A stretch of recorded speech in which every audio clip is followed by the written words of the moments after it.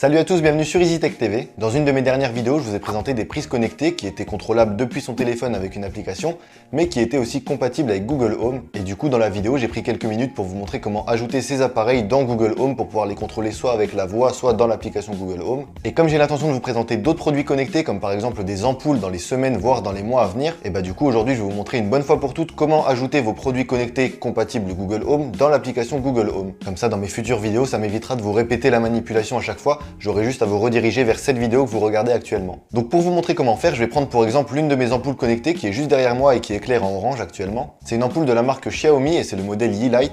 Donc dans l'application Yeelight, on va pouvoir contrôler cette ampoule. J'ouvre l'application Yeelight qui va me permettre de faire énormément de choses, mais ça je vous le présenterai bien sûr dans une prochaine vidéo. Là je vais juste vous montrer que je peux éteindre mon ampoule puis la rallumer.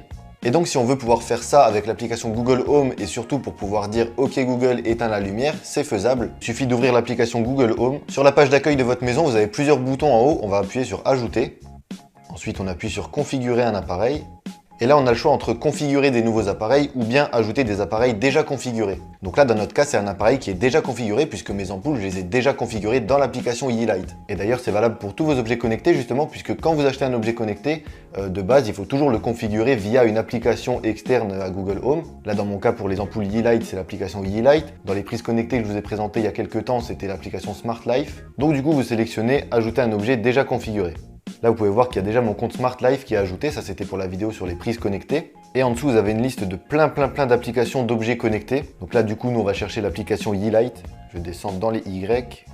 Voilà, Yeelight, juste ici. J'appuie dessus. Et là, il va falloir vous connecter à votre compte Yeelight. On appuie sur Connexion. Association de votre compte Yeelight. Et voilà, donc il a détecté les deux ampoules que j'avais déjà configurées dans mon application Yeelight. Donc je sélectionne les deux et je les ajoute à mon bureau. Suivant.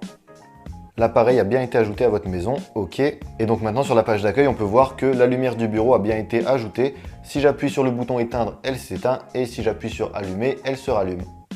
Et donc maintenant que mes ampoules ou n'importe quel autre appareil connecté sont reliés à mon compte Google Home, on peut s'amuser à faire des choses du genre OK Google, allume la lumière du bureau en bleu. Voilà. Voilà, donc comme vous avez vu, il n'y a vraiment rien de compliqué. Quand vous achetez un objet connecté, l'application qui lui est dédiée, il faut juste la relier à votre compte Google Home et vos appareils connectés se retrouveront dans Google Home et vous pourrez les contrôler soit à la voix, soit avec l'application, c'est comme vous voulez. Voilà, ben écoutez, amusez-vous bien avec vos objets connectés. J'espère que cette vidéo vous a plu et vous a été utile. Si c'est le cas, n'oubliez pas de mettre un pouce bleu pour me soutenir. N'oubliez pas aussi de vous abonner à ma chaîne YouTube pour ne pas rater les prochaines vidéos et moi je vous dis à bientôt.